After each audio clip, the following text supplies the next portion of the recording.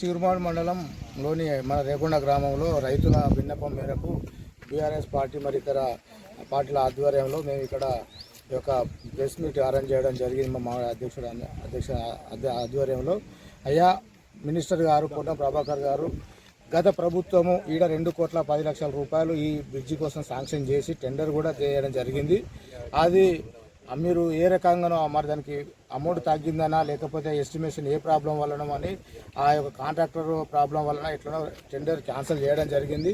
తిరిగి ఈ బ్రిడ్జికి ఎక్కువ అమౌంట్ పెట్టి ఇక్కడ ఈ బ్రిడ్జిని అతి త్వరలో శాంక్షన్ చేయాలని మేము పొన్నం ప్రభాకర్ గారు కోరుతా ఉన్నాం. మీరు ఎన్నికల్లో హామీలు మొన్న శాసనసభ ఎన్నికల్లో ఈ చిగురుమాడు మండలంలో ఎన్నో హామీలు ఇచ్చి మీరు గెలవడం జరిగింది. అయ్యా మీకు ధన్యవాదాలు.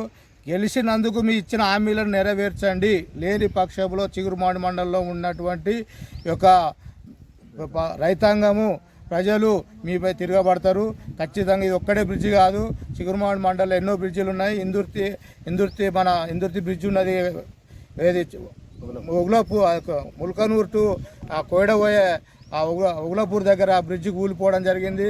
ప్రతిసారి ఆ బావు మీద అక్కడ మా బ్రిడ్జి కొట్టుకుపోయినప్పుడల్లా మట్టి పోసుకుంటూ అది అప్పటి మందం దాన్ని అది చేయడం జరుగుతుంది. కాబట్టి దానికి ఎస్టిమేషన్స్ అవుతున్నాయి, శాంక్షన్ అయింది, దాని పేపర్లలో ప్రకటనలు వస్తున్నాయి తప్పితే ఏ రోజు కానీ మీరు ఏది శాంక్షన్ చేసిన పాపన పోలేదు.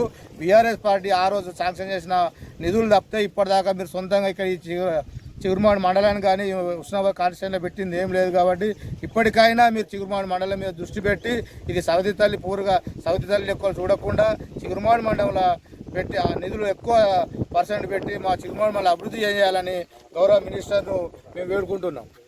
మన తెలంగాణ రాష్ట్ర రవాణా శాఖ మంత్రి పొన్నం ప్రభాకర్ గారికి మరియు రాష్ట్ర ప్రభుత్వానికి ఈ పాత్రికేయుల ముంగట మా యొక్క ఎక్లాస్పూర్ రోడ్డు, కరీంనగర్ నుండి ఎక్లాస్పూర్ రోడ్డు పోయే రోడ్డు మార్గ మధ్యంలో ఉన్నటువంటి ఈ చొక్కుడు బండ అంటే వాగు, దీని మీద ఒక బ్రిడ్జి నిర్మాణం కొరకు మా రైతులం అందరం కలిసి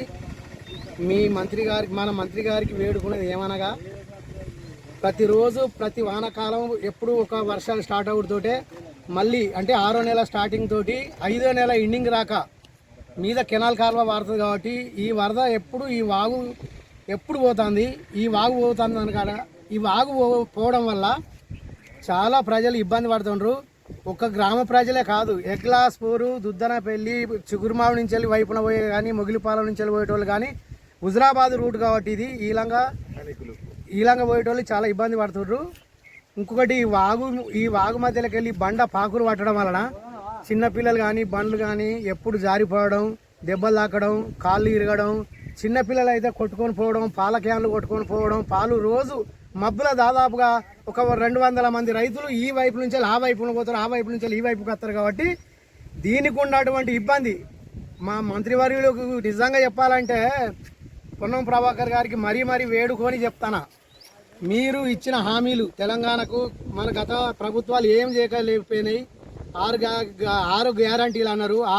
6 గ్యారంటీలల్లా రోడ్ల నిర్మాణం, బ్రిడ్జిల నిర్మాణం తక్షణమే చేపడతానన్నారు. అప్పుడు హామీల ప్రకారంగా మొగిలిపాలెం రూట్లో కావచ్చు కానీ, ఎగ్లాస్పూర్ రూట్లో కావచ్చు కానీ, మాకు పోయే మత్తడి రూట్లో కావచ్చు కానీ ఎలాంటి నిర్మాణాలు చేపట్టలేదు. ఇప్పటికైనా మా అందు దయదలిసి వర్షాకాలం స్టార్ట్ అయింది. అయ్యా మా ప్రాణాలు పోతాయి, మా కార్యక్రమాలు ఎరుగుతాయి. మేము ఒక్కసారి ఒక ప్రాణం పోతే నువ్వు కోట్ల రూపాయలు పెట్టినా ఈ ప్రాణం రాదు. ఒక్కసారి కాలు ఇరిగితే ఆ రైతు కుటుంబం నష్టపోతాడు. మీరు ఇచ్చే నష్టపరిహారం సచ్చినాక కాదు, బతికుండగానే పనులు చేయరి. ఆ 1 కోటి రూపాయలు, ఆ 50 లక్షలు నష్టపరిహారం ఇచ్చేవాళ్ళు ఆ 1 కోటి రూపాయలు పెట్టి నిర్మాణం చేసి బ్రిడ్జ్ నిర్మాణం చేసి దాదాపుగా 2-3 గ్రామాల ప్రజలకు మీరు మేలు చేసిన వాళ్ళు అవుతారు.